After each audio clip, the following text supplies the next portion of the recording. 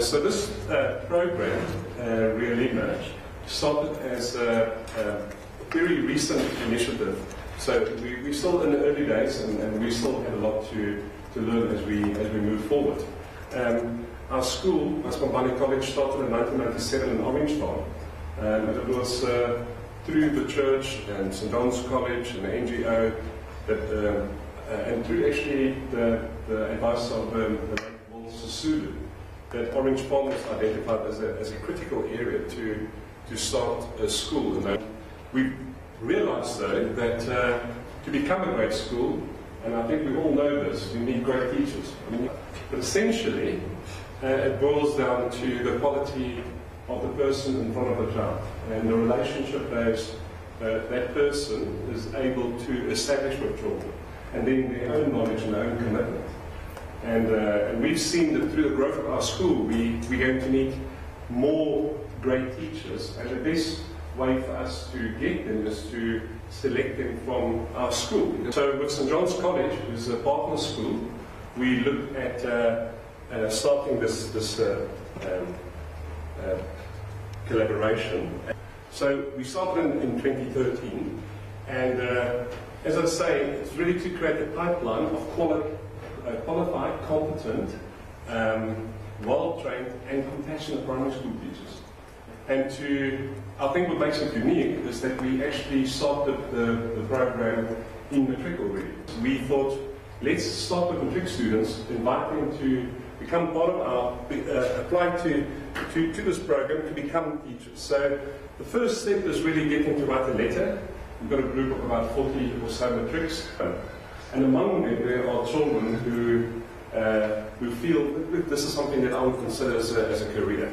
That's done at the beginning of the year. They write a letter, they motivate why they think they would like to become part of the program during the matric year.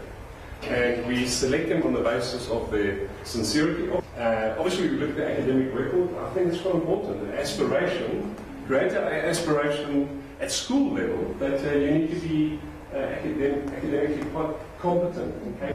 Then out of that group, we select 15.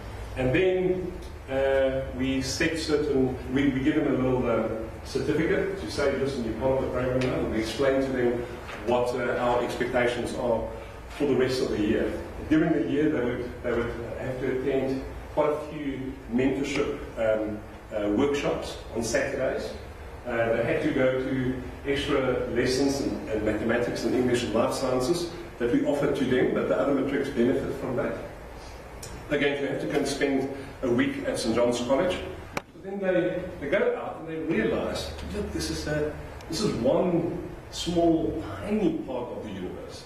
And so they go to St. John's, they make that commitment, and during the year, then we use different NGOs, including ourselves, to put them through mentorship, training in terms of understanding their own personal values, so that at the end, when we select a child, hopefully that young adult would also have a sense of, this is something I would like to do.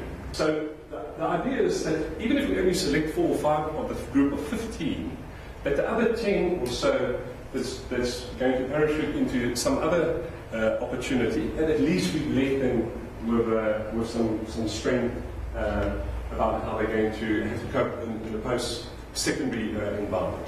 So at the end of the year, then we select them based on their attitude. I think you must have a good attitude if you want to be a teacher. You must have grit. You must have shown that you came to all the support that you gave during the year. We keep a religious track of attendance, at all the things we're doing. We look at the academic record. Obviously, you need to pass quite well. You need to get a university entrance. So now they are selected, and we've selected about 2 to 4 of those children. They sign a contract. It's all very formal. They make the pledge. It's a tough assignment, but I think that's great. They expected to be in the classroom 5 days a week. They expected to do extra murals in the afternoons. A lot of them, this is obviously for most of them, all of them, it's the first time in a work environment. They had to sit in on lessons, and we we sort of, depending on the school they go into, we try and after 6 months, we're hoping that the school will open, and we encourage the schools to get those young adults opportunity to start, standing in front of a class and start teaching. So as I say, they have these responsibilities. They do extra murals. Some of them in the boarding, obviously not boarding duties every day, but there's an expectation of them doing that. So it is an environment where it's professional exposure.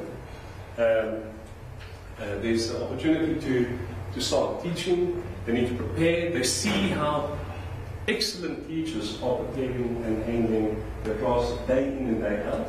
I haven't said it here, but they also have the exposure to what I think we underrate, which is the daily routine orders of a highly functional environment.